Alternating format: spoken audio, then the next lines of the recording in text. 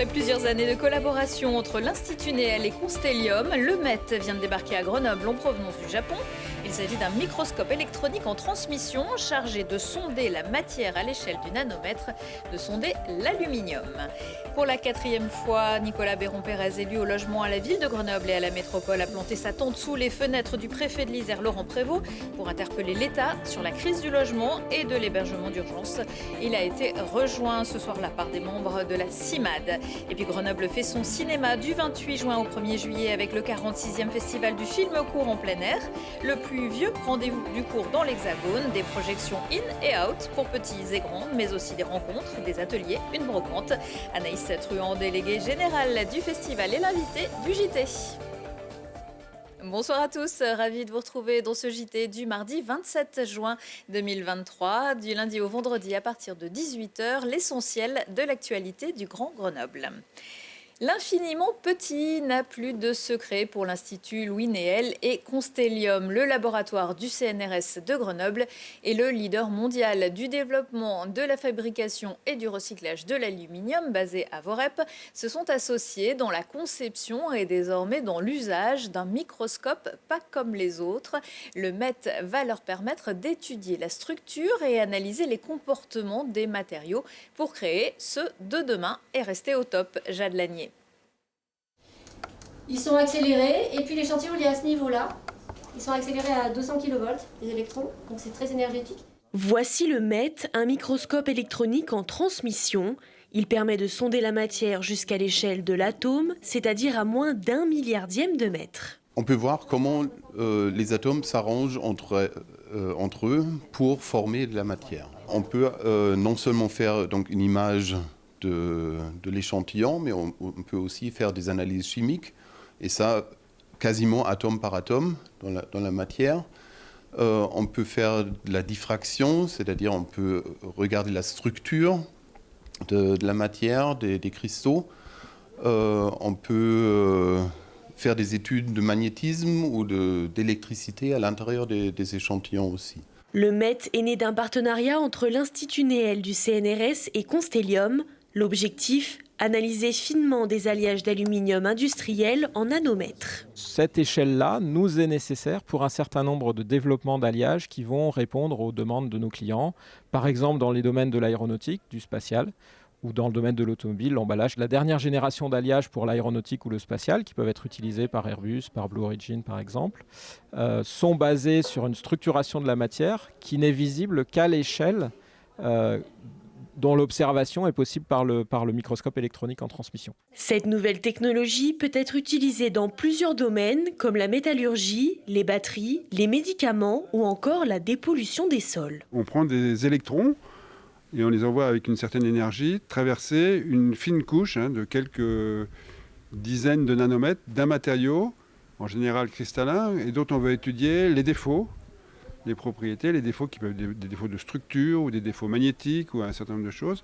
Et après, on récupère les électrons de l'autre côté et comme leur parcours a été perturbé par la présence de ces défauts, on analyse les électrons pour revenir à la structure de la matière. Ce microscope électronique en transmission coûte 3,8 millions d'euros et a nécessité plus de 8 ans de travail et de recherche. Un projet financé à 50% par la région Auvergne-Rhône-Alpes qui veut faire des matériaux l'une de ses 4 filières d'excellence.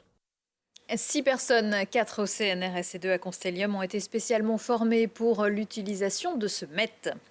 Lundi soir, les associations du collectif Migrants sans frontières ont emboîté le pas à l'élu de la ville de Grenoble et vice-président à la métropole en charge de l'habitat, Nicolas Béron-Pérez, pour dénoncer la pénurie de logements, demander la prise en charge des mineurs non hébergés et améliorer la situation des familles avec des enfants en bas âge et celle des jeunes adultes en errance. Ils ont installé des tentes, certains pour dormir, sur la place de Verdun, en face de la préfecture.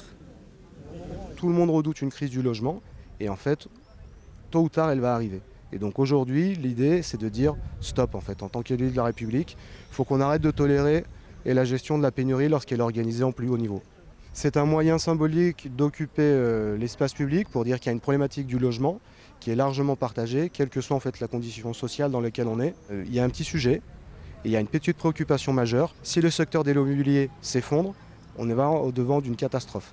Et donc du coup, moi l'unique chose c'est j'interroge à quel moment nous sommes en capacité de dire que les annonces sont insuffisantes. On a ponctionné terriblement les bailleurs sociaux, on leur a enlevé des millions et des millions et des milliards sur le plan de la France. Ils n'ont pas de moyens suffisants pour construire des logements et cette situation, elle s'explique aussi comme ça.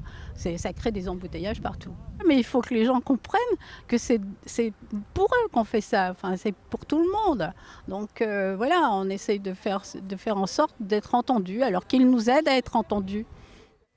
La place de Verdun où s'annonce un autre rassemblement mercredi à partir de 18h. Le comité de soutien des soulèvements de la terre appelle à manifester dans plusieurs villes de France, dont Grenoble, pour protester contre la dissolution du mouvement écologiste par le ministre de l'Intérieur et des arrestations de ses membres que le comité juge arbitraires. Une jeune policière adjointe à la sécurité publique de l'Isère a été interpellée il y a quelques jours et mise en examen pour consultation illégale de fichiers informatiques de police et communication non autorisés avec un détenu, en l'occurrence son compagnon incarcéré pour fait de violence, mais pas seulement lui. Ces informations, selon le Dauphiné libéré, auraient aussi été transmises à une figure du banditisme du Vaucluse qui, lors d'une course-poursuite en octobre avec la police, avait provoqué un accident lors duquel sa passagère âgée de 18 ans était décédée. Le parquet de Grenoble a saisi l'IGPN, la police des polices, il y a 6 mois. En attendant d'être jugée, la jeune policière a été placée sous contrôle judiciaire avec interdiction provisoire d'exercer son métier. National ou Pro D2, à moins d'une semaine de reprendre l'entraînement, ce sera lundi prochain. Le FCG ne sait toujours pas quel sort l'attend et dans quelle compétition il jouera la saison prochaine. Le club finaliste de Pro D2 a été rétrogradé pour raisons financières, mais a fait appel pour lequel les dirigeants grenoblois ne seront pas entendus avant le 6 juillet par la commission fédérale. Situation légèrement ubuesque quand on ajoute que les poules de National seront déterminées lors d'un congrès de la fédération en fin de cette semaine. Action, ça tourne. Le 46e festival du film court en plein air de Grenoble plante le décor du 28 juin au 1er juillet. Chaque soir, des projections au Jardin de Ville et salle Juliette Berthaud, mais aussi de nombreuses animations, des rencontres, des ateliers, des cartes blanches. Le plus ancien rendez-vous du court en France qui, comme le festival de Clermont-Ferrand, a vu ses subventions régionales fortement diminuer. On va en parler avec vous, Anaïs Truand. Bonsoir. Bonsoir. Vous êtes la déléguée générale du festival du film court en plein air de Grenoble. Le festival, c'est évidemment l'aboutissement d'un gros travail. Combien de films avez-vous vus et combien en avez-vous sélectionné ? C'est une bonne question puisque cette année est une année record. On a reçu plus de 2500 films qui ont candidaté cette année et on en a sélectionné une grosse soixantaine, compétitions internationales et compétitions jeunes publics confondues. Comment peut-on définir un film court ? Il y a une durée minimum, une durée maximale ? Alors, il n'y a pas de durée minimum et généralement, c'est considéré comme un court-métrage jusqu'à 59 minutes 59. Après, nous, pour des raisons de faisabilité, de projection et de programmation, on s'arrête à 40 minutes. Donc tous les soirs, on peut voir 4-5 films à peu près ? Oui, c'est même plutôt 6 parce qu'on n'en a pas sélectionné beaucoup de très très longs. Le maximum fait une trentaine de minutes. Donc il y a plutôt 6 films que 5. Alors vous l'avez dit, il y a plusieurs compétitions. Plusieurs jurys. Plusieurs compétitions, plusieurs jurys. Donc la principale compétition, c'est la compétition internationale, avec un jury dédié qui va remettre les principaux prix de cette sélection, et puis un jury jeune public qui est très important pour nous et qui va remettre un prix à ces films spécifiquement destinés aux enfants et aux adolescents. L'un des buts de ce festival, c'est de montrer que le court, c'est un film en soi, un genre à part entière. Que le film court est un film de genre. Voilà, c'est un film à part entière, c'est pas forcément absolument. Un brouillon pour un long. Ah oui, alors surtout pas. C'est-à-dire même quand il y a certains films qui, quand on les regarde, on se dit tiens, ça c'est un brouillon pour un long. Et on aura plutôt tendance à ne pas les sélectionner. Parce qu'effectivement, le court-métrage, c'est un film à part entière. Vous avez parfaitement raison. C'est un film, c'est un geste de réalisateur ou de réalisatrice qui est tout à fait singulier et qui est extrêmement important parce que c'est très souvent un premier geste. un premier geste de création, un premier geste de réalisation, mais pas toujours. C'est aussi parfois un geste de liberté de création, de liberté par rapport à ce que peuvent être les financements des films, les productions, etc. Je peux citer très librement Sébastien Bedbédé, qui avait eu le Grand Prix du festival l'année dernière, qui lui tourne des longs métrages, en sort très régulièrement et continue chaque année à tourner du court parce qu'il y trouve un espace de création tout à fait différent. L'intérêt aussi de ce festival, c'est qu'il se passe toujours quelque chose. C'est comme dans les grands magasins, autour de la cinémathèque, il se passe toujours un truc. Ça, c'est vrai. Alors, en tout cas, c'était vraiment notre volonté cette année. Comme vous l'avez dit, on subit des baisses importantes de subventions. On sort d'une période qui est extrêmement difficile, dont les conséquences sont encore visibles avec le Covid, comme tout le monde. Cette année, on avait vraiment envie de revivre effectivement un événement au cours duquel il se passe des choses tout le temps, toute la journée. Et on est très heureux que ce soit le cas. Et si on est amateur de films, d'histoire, du cinéma, il y a toujours la brocante. Ah oui, il y a la brocante, je viens de voir quelques images, effectivement. Sur toute la journée de samedi 1er juillet, on va sortir et montrer aussi notre facette cinémathèque et sortir des magazines, des photos, des affiches, des revues qu'on a en double ou parfois en triple et qu'on propose à la vente à des tarifs tout à fait dérisoires. Mais en fait, c'est vraiment un moyen de transmission et puis un moyen de parler aussi d'histoire et de nos activités qu'on mène toute l'année. Alors, vendredi, à partir de 17h, celle Juliette Berthaud, vous proposez aussi une carte blanche à l'agence du court-métrage. Cette soirée, elle est baptisée Révoltons-nous. Peut-être un petit mot sur les films qui ont été choisis. Alors, les films qui ont été choisis, j'ai très envie plutôt que les gens viennent les découvrir. Mais effectivement, c'est une carte blanche qu'on a pensée et cousue ensemble avec l'agence du court-métrage qui fête ses 40 ans cette année. Et effectivement, on avait vraiment pour envie de raisonner avec l'actualité, avec ce qui s'est passé autour de la réforme des retraites cette année, avec ce qui se passe pour nous. Et je dis un nous, un très grand nous, un nous très collectif qui englobe les espaces de diffusion du court-métrage, leur importance, mais aussi les réalisateurs, les réalisatrices, les producteurs, les productrices.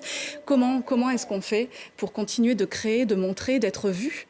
Comment est-ce qu'on fait pour lancer une carrière de réalisateur ? Mais quand je dis carrière de réalisateur ou de réalisatrice, c'est vraiment une carrière artistique. Comment est-ce qu'on a le droit à son premier geste de cinéma quand l'argent est coupé de partout ?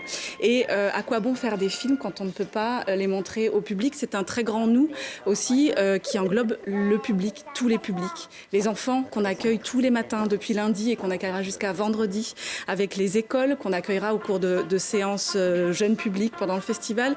Le grand public, le festival est gratuit, il est accessible à tous. C'est aussi une ouverture sur une forme de création et de créativité qui est diverse et variée et auquel les publics n'ont pas nécessairement accès. En tout cas, c'est la place des festivals.